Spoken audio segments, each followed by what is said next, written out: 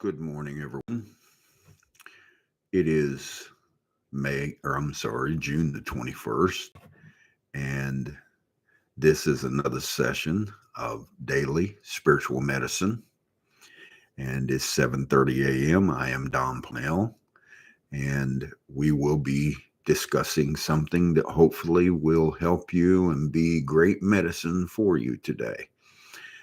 Before we get started, please hit that subscribe button and click a like and comment, and feel free to share this with anyone that you want. It will help me to be able to do the things that I want to do on this channel and other platforms. So thank you for being in with us this morning. And one more thing I want to say. I have been doing this mostly every morning except Sunday. There are a few that I've had to miss, but I have made a decision for myself. I am going to begin to do this on Monday, Wednesday, and Friday, and I will change that up on all of my notices. But we will do it 3 days a week, same time, same name, same place, same person, same everything.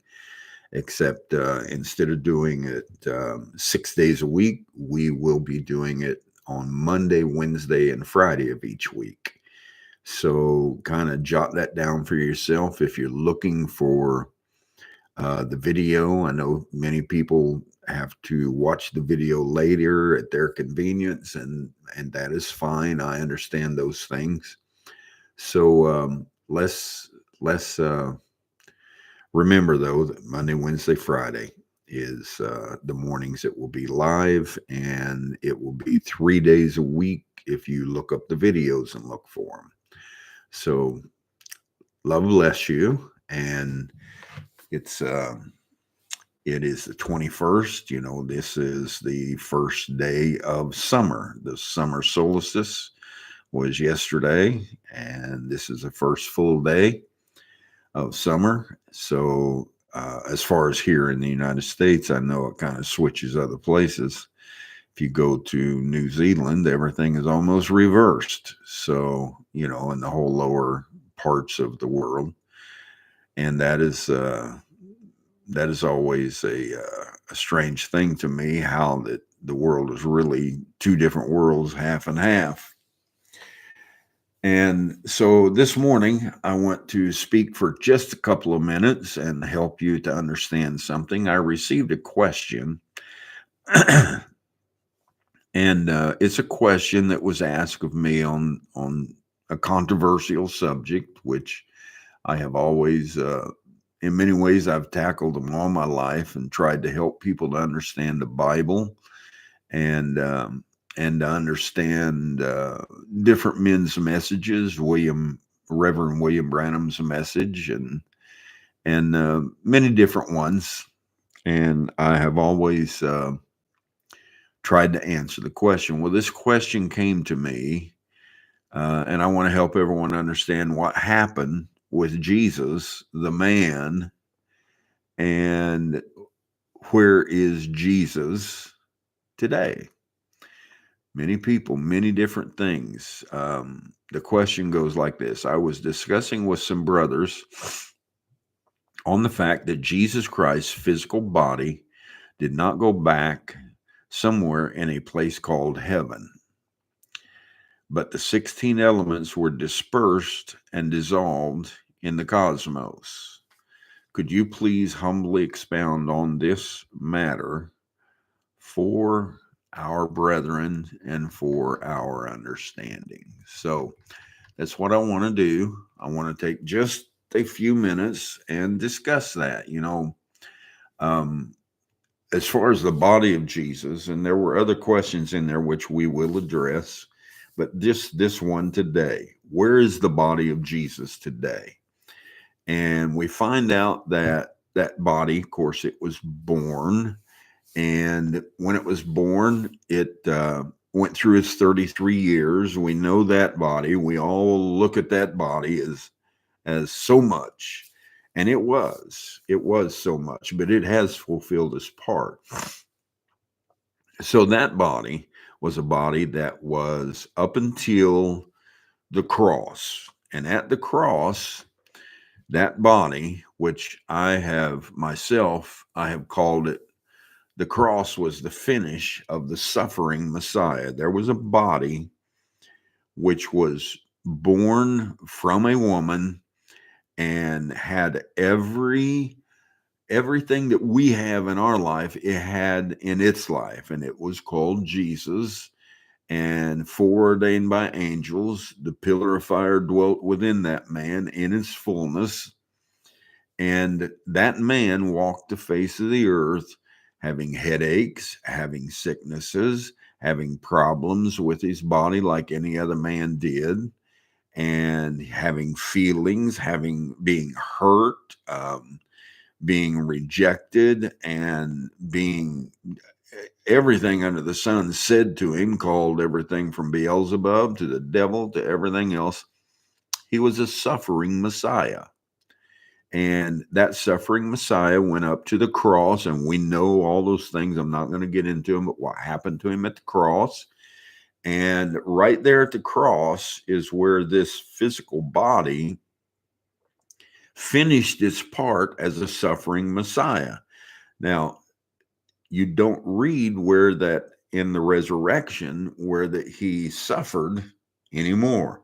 Every single suffering scripture was fulfilled in Jesus Christ, hanging on Calvary and taking that last 12 hours of just what I would call pure hell for us, and the suffering Messiah was finished. Now, then he resurrects. Now, at the resurrection, you'll find out that Jesus, he seen Mary, and when Mary seen him, Jesus, of course, called her by name, Mary.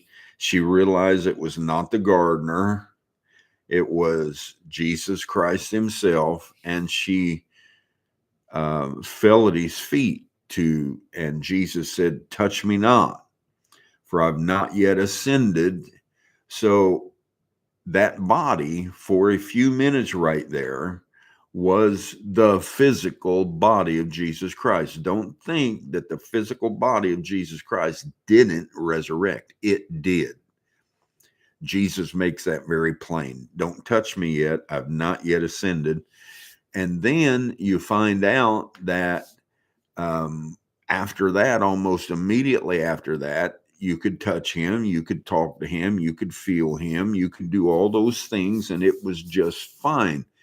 I believe that was a part where that Jesus was explaining to her that, look, once the sacrifice has been washed and the sacrifice has been cleaned and the sacrifice has been committed to the Spirit, then you don't touch that sacrifice anymore in the Old Testament. When the priests did that, then they would burn it and they would eat the flesh of it and do all sorts of things, but you didn't touch the sacrifice. Between the cleansing and the burning, it was to be untouched.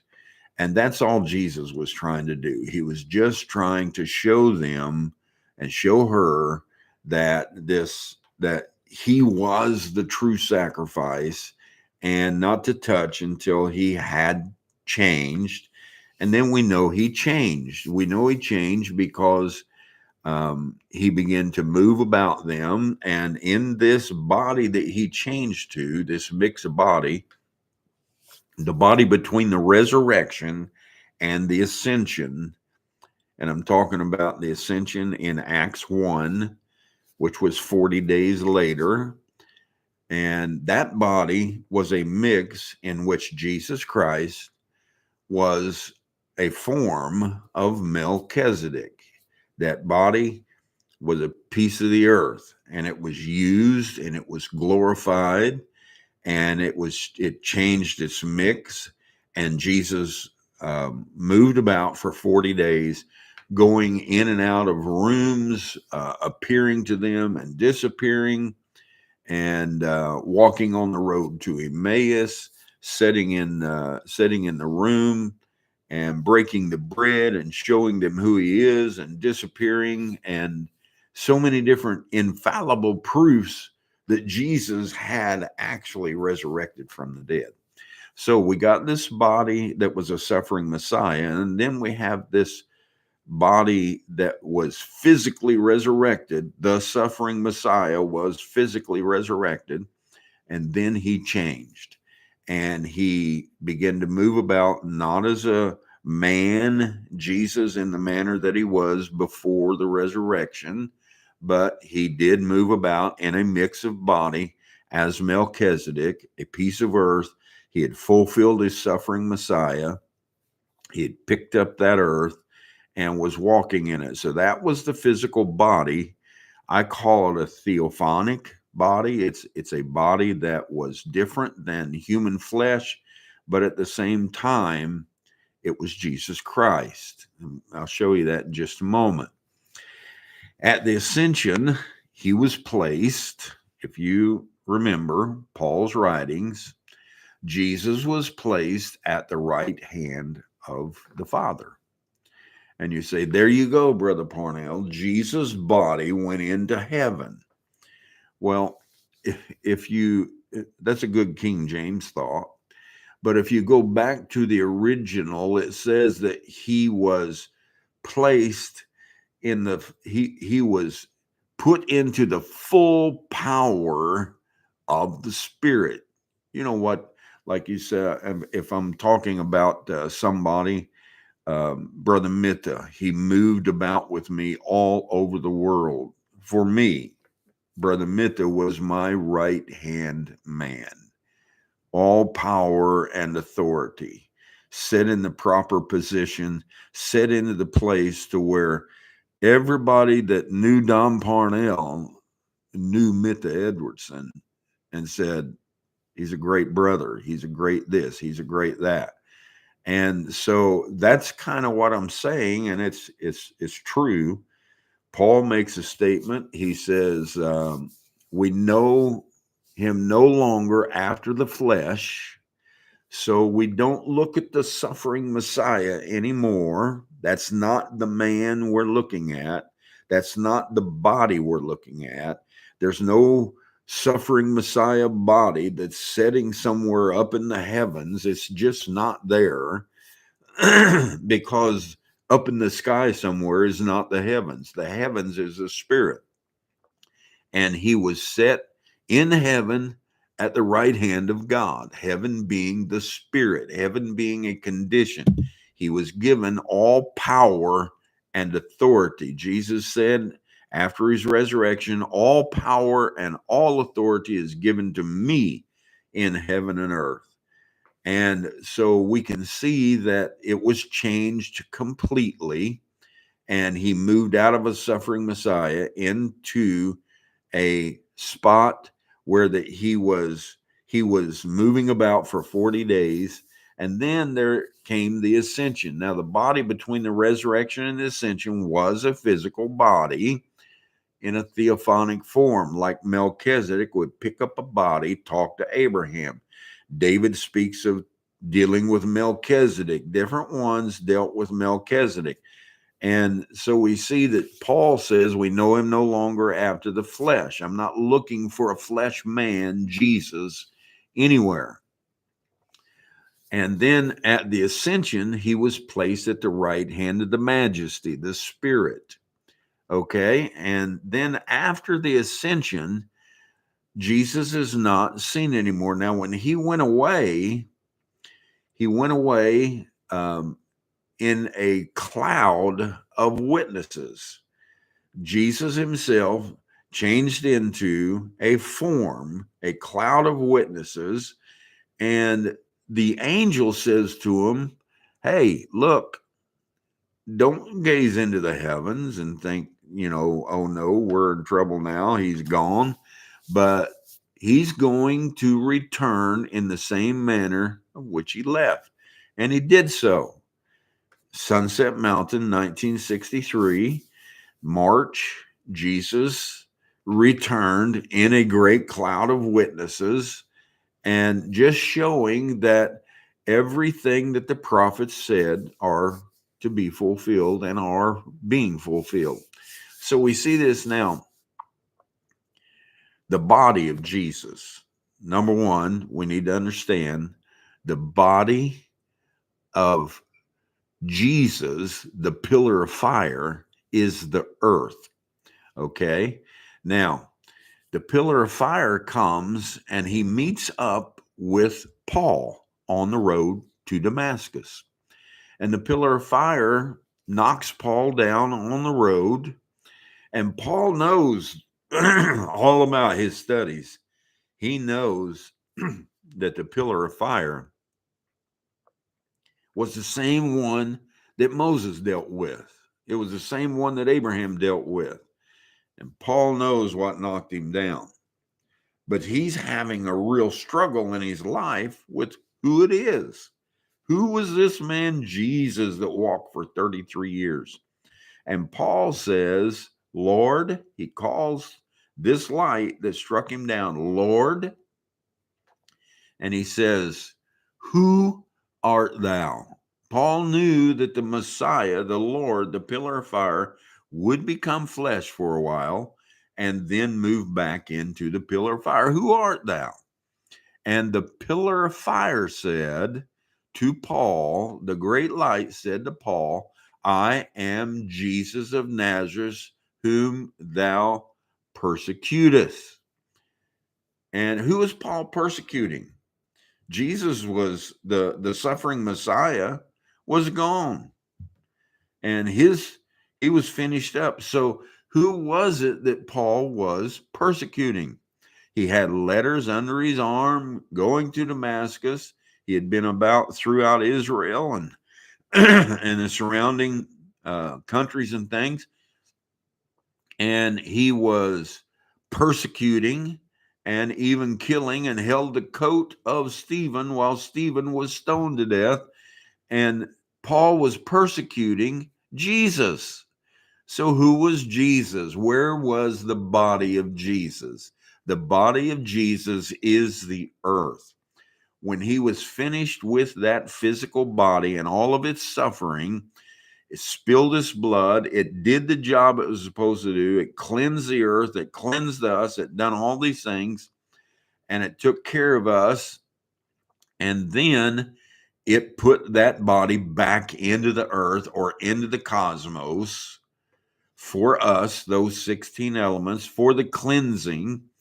And then what did he do? He changed himself almost immediately. Within 11 days, he came back on the day of Pentecost, and he was the pillar of fire, the tongues that sat on each one of them. It's not like speaking in tongues, so to speak. It was licks or tongues of fire, or the pillar of fire that sat on each one of them, and the people became the body of Jesus Christ, not a man, Jesus. We no longer look at him as a suffering Messiah walking. We should be looking at him as the pillar of fire, Christ himself moving among us as a pillar of fire, and his body is the earth. And he uses the earth in every manner that he needs to use it, just like you do. You get up, you shower it, you take care of it, you wash it, you feed it, you clothe it, you take care of it according to the seasons. You make sure that you put so many things in your body in order to keep it healthy. You do exercise, you spiritually, you pray, you seek the spirit that's inside you to lead you and guide you. All of those things, that is what is going on. And that's the pillar of fire using the body of Jesus. Jesus is the pillar of fire now. He's not some man sitting at the right hand somewhere of some big doty god up there with a white beard and white hair. It's not going to happen, and it's not happening. And he is the pillar of fire moving in his body, which is the earth, and he raises people up. He puts them back. He does all of those things. He raises them from the dunghill. He raises them from the poor houses. He raises them from the rich houses. His spirit is in them. He leads and guides them. And when he's finished with that piece of earth, it goes back into the earth, into the cosmos. You change, and you change to a different mix of body. It's all it is. It's earth still. It's still the 16 elements.